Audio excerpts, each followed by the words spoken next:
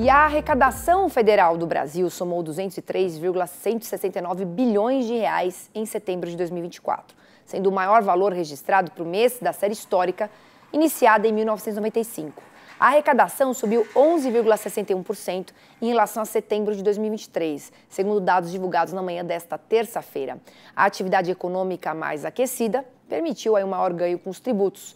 Mas será que é só isso? Vamos falar com o Miguel Daoud, porque a maior arrecadação, né, Daoud, a gente estava falando anteriormente, que veio do PIS/COFINS, por conta aí do retorno da tributação sobre os combustíveis, que tinha sido retirada pelo governo de Jair Bolsonaro em março de 2022 para segurar a inflação e também, claro, para diminuir o preço dos combustíveis. Daoud, existe também o imposto inflacionário que potencializa essa arrecadação?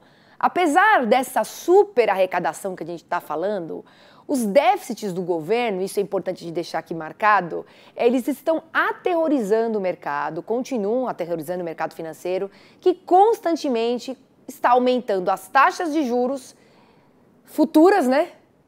E também o dólar. Como é que isso se dá, Daoud? É contigo, bem-vindo.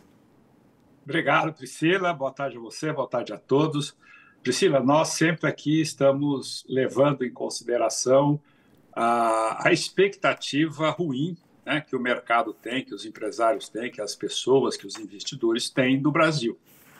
Porque o presente ele se faz das expectativas. Se as taxas de juros estão subindo, como você bem colocou, no mercado futuro, significa que o sentimento do mercado, o sentimento dos agentes econômicos mostram que o Banco Central não vai cortar a taxa de juros. E é o contrário, vai subir a taxa de juros.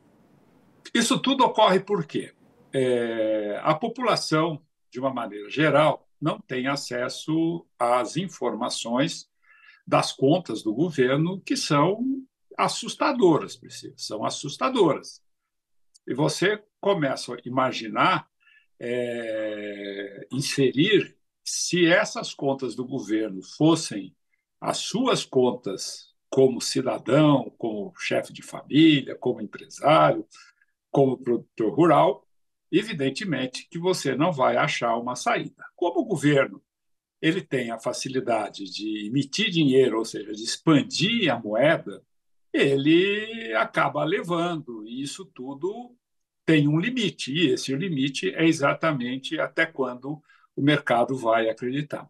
Nós estamos aí diante de um cenário que vai aumentar a taxa de juros, contrário a isso, o dólar teria que estar caindo, porque se o juro sobe, eu não vou mais investir em dólar, vou investir em taxa de juros, mas os dois estão subindo.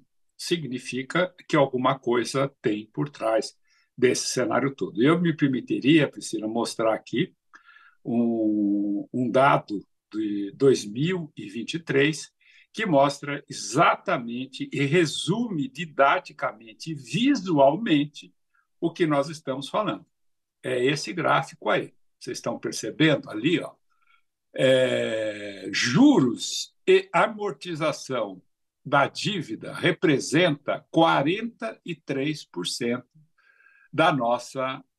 do orçamento federal.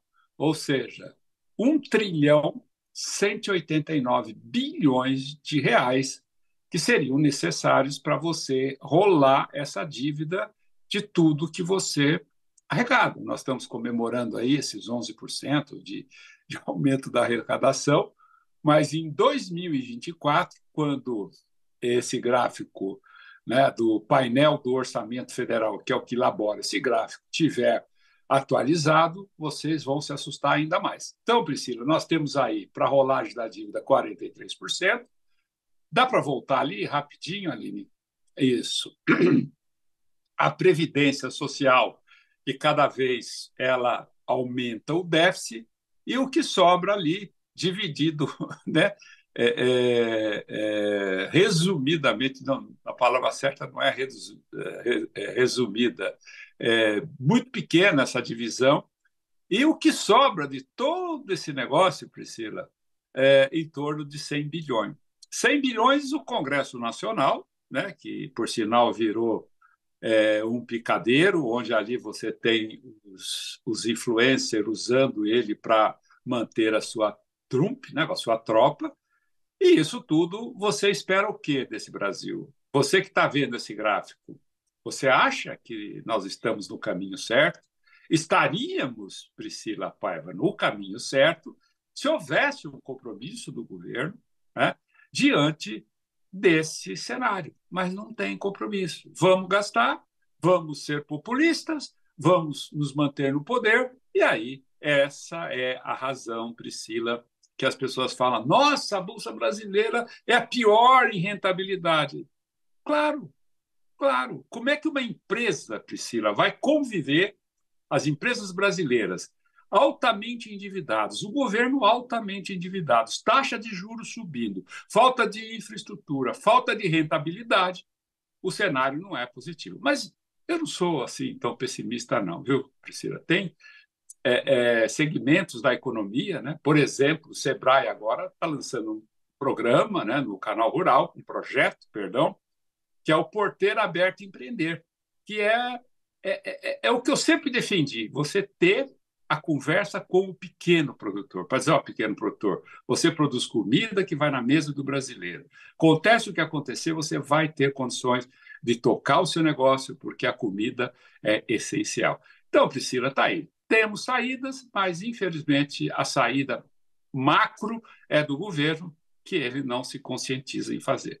Eu acho que ficou bem claro esse sentimento, as razões de muitas vezes eu ser pessimista, de eu ser até agressivo, mas está aí.